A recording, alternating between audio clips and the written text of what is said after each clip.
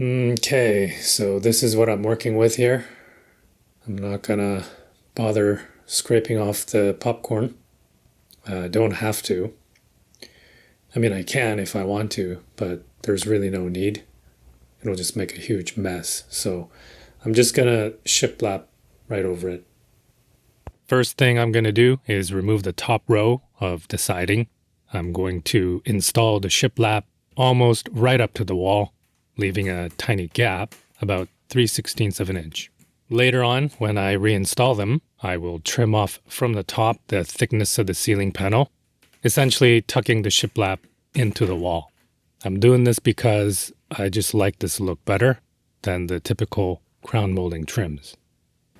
All right, so here is the shiplap. These are 12 feet long, pre-primed, finger jointed pine. I'll show you the two sides here. Let me flip this over. So the two that's on the left, those are the face sides. So nicely sanded and free of any blemishes. And then this is the back. So the side that you don't want to see, with all the scratches and gouges and all kinds of scuffing. Now, the reason why I'm showing you this, actually, let me flip this one. And you can see it's got this track looking mark, either from the manufacturing or maybe transporting, and then this dot with like a line coming off it. So same shapes and at the same interval. And so it's very clear which side should be exposed, looking down at you, and which side should be hidden, facing the ceiling. So the reason why I mentioned that is because of the instruction that came with it. So here, if I were to go by this diagram, the face side, at least according to this picture, turns out to be the side with all the crap on it, as in the back side. But then if I turn this over, there's another diagram, and according to this picture, the face side drawn here is the good side. But if I install it the way it's drawn, driving the nails in at the corner of the tongue, it's not going to get covered up by the groove and you'll be able to see them. Now, as you saw already, when it comes to the actual product, there's no question on which is the good side. So I'm going to install it the way it is on the second diagram, but I'll just have to shoot the nails away from the corner, about 3/16 to a 1/4 inch away, so that it can be covered by the overlapping groove.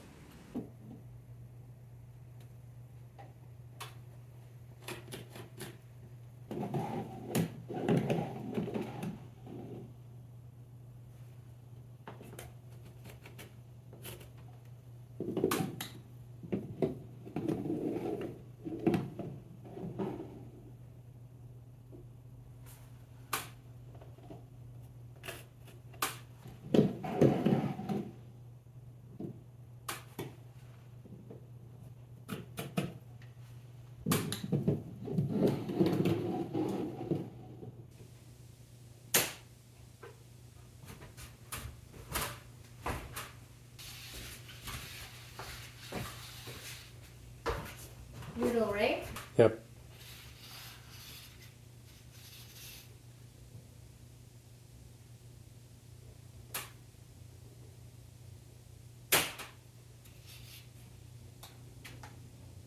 Good. Turn around. Do you see all this chalk falling?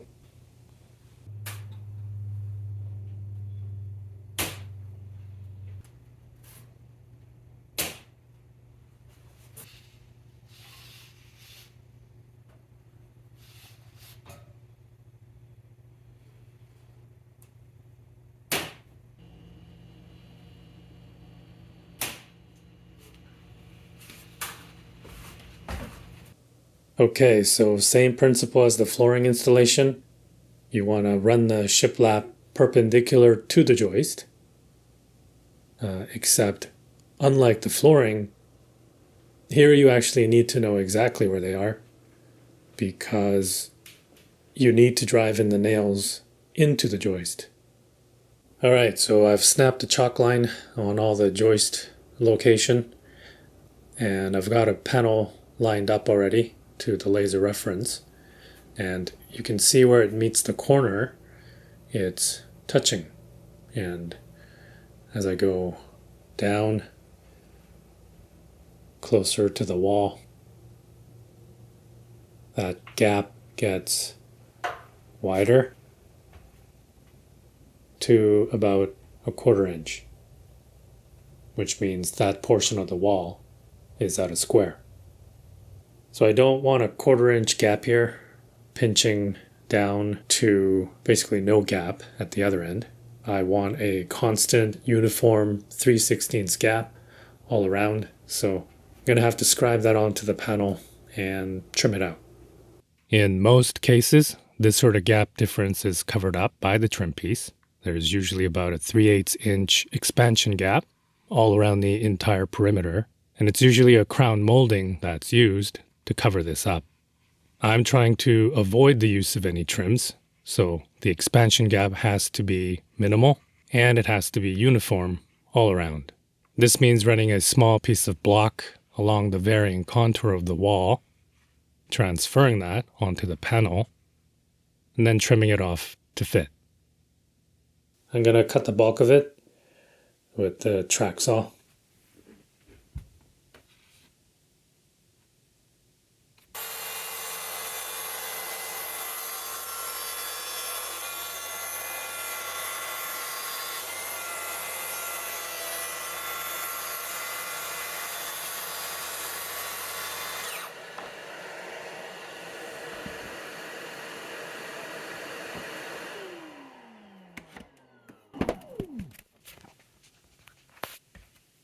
So I try to not go right up to the line so I can shave the rest off with plane.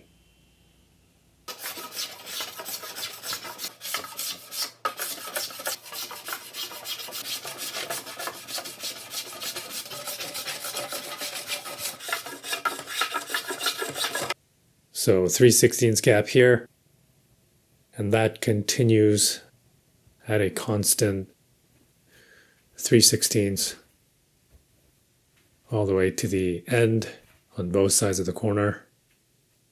The panel is aligned, which means that it did shift a little bit from the reference line, but as long as it's parallel to it, it's all good. This is a 2.5 inch 15 gauge finish nail.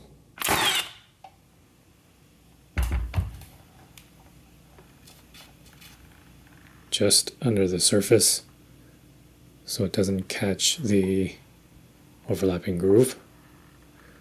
So that's going to get covered up by the groove.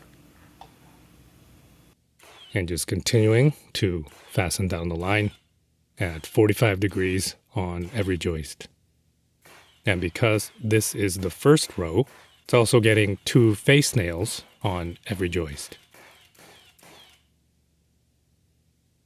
Same thing with the next panel. Get it into position.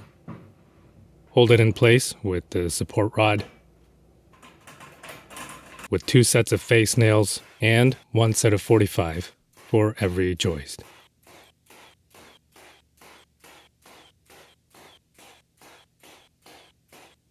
All right, gotta scribe this now. There's some kind of weird bulge in the brick up there, so that had to all get transferred over.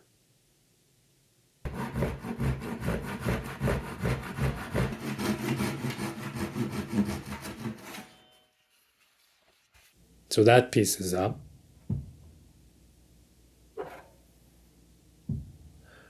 Now I just need to scribe the chimney. The outer line is where I'm going to cut. The inner line is the actual chimney outline.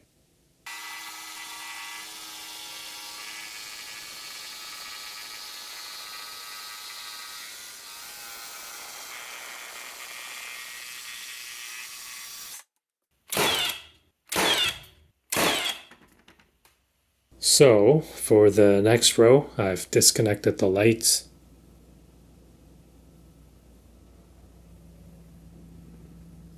Found the center for each one and marked them on the floor like that. I just need to realign the laser with the markings here, and that should point straight up to where I got to drill. So from the second row on, I only need to fasten the 45s on the open side because the other side is now held up by the tongue and groove. So far, I've put them up unpainted to this point. There's all the face nails in the first row, and you never know with the second and the third. I may end up needing additional ones as I get the ceiling started, but when the third row is done, I will put up the edge row at the start of the wall, fill in all the nail holes, and get them painted before going any further. All right. So what's happening here is I've taken a board, lined it up exactly with the first row, and then I took this piece and I'm scribing the contour of the wall onto the panel.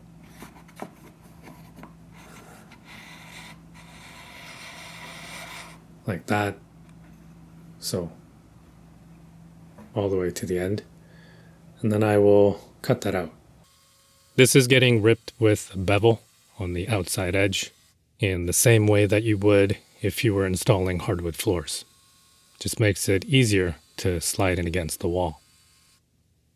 And to further aid in that process, I'm going to shorten the depth of the tongue as well, so it doesn't require as much space to slide it in.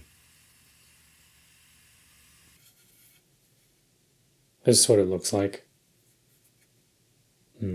Cross-section profile of it anyways.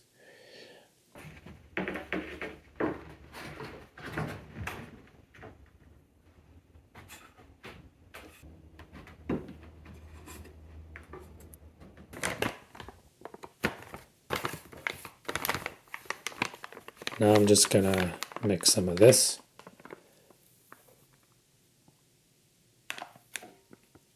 And fill in the nail holes.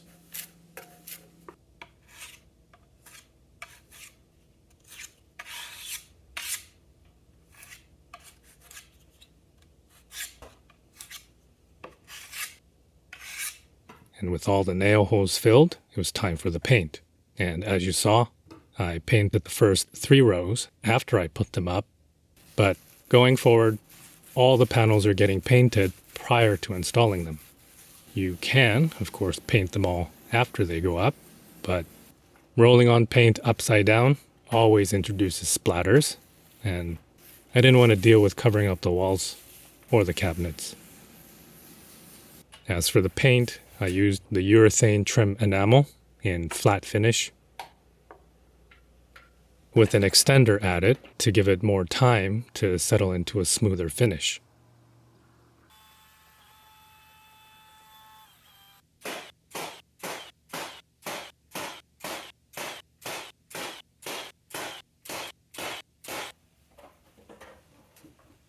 So for connections like this, where it's not actually sitting flush,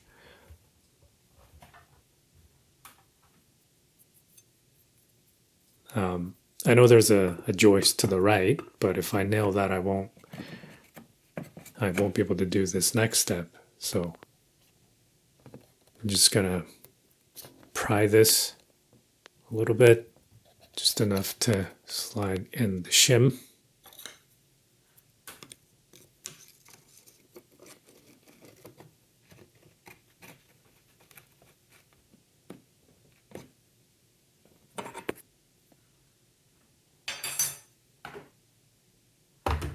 So now the bottom is flush, but also the shim is now pinched in.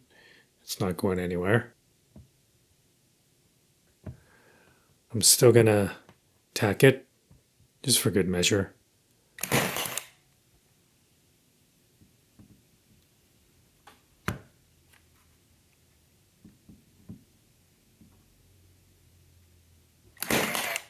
And that'll get covered up by the next groove.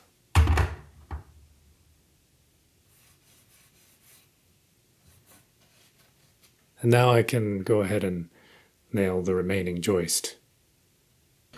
Here is the top row of the other siding ripped off. Obviously doing the same thing here, as in tucking the shiplap into the siding.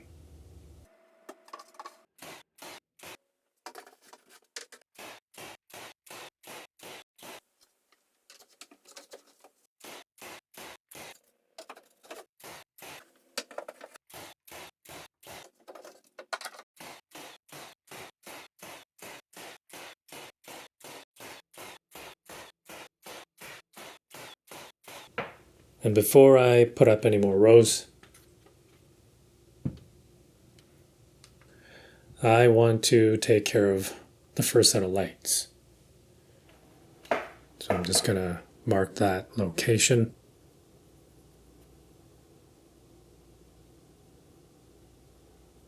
Drill out the pilot hole.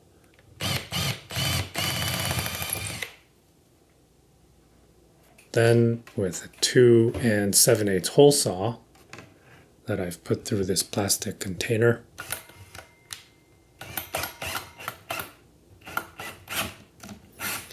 which at one point was full of arugula,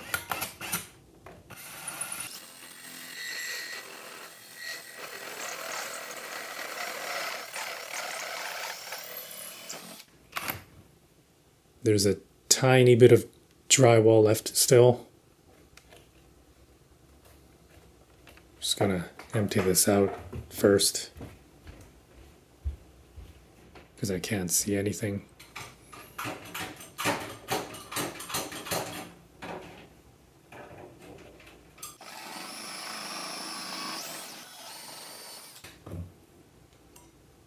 There we go.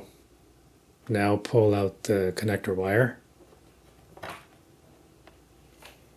Hook up the light.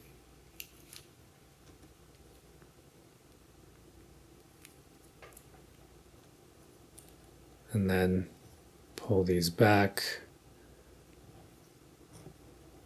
Hang it into place.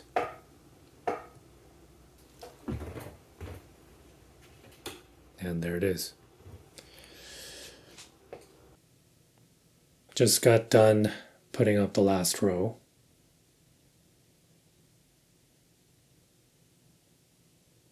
There are still items on the to-do list. Those are filling in the nail holes and getting them painted, dealing with the access hole for the range hood receptacle, and reinstalling the siding after trimming off the top. When this is done, I'll give it a super light sanding, and I'm probably going to just use a brush to touch it up. Don't think I need to break out the roller. I'm not going to be painting the whole row or anything. This is the access cover piece. I'm going to trim off this edge here and also bevel this edge here.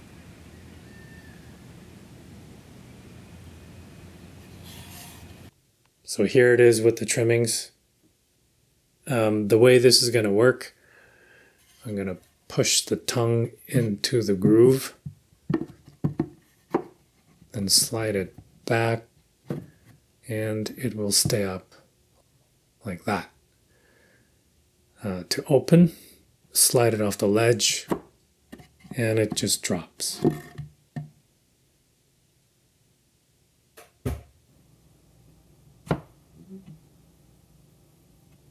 I have a spring installed here as safety. It hooks onto that screw.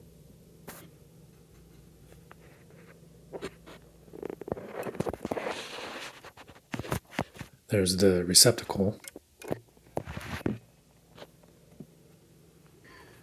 Anyways, I just wanted to have some sort of a catch so that it doesn't accidentally drop to the floor. And here's the siding with the top trimmed off at an angle. This one is a single piece, so nice and simple.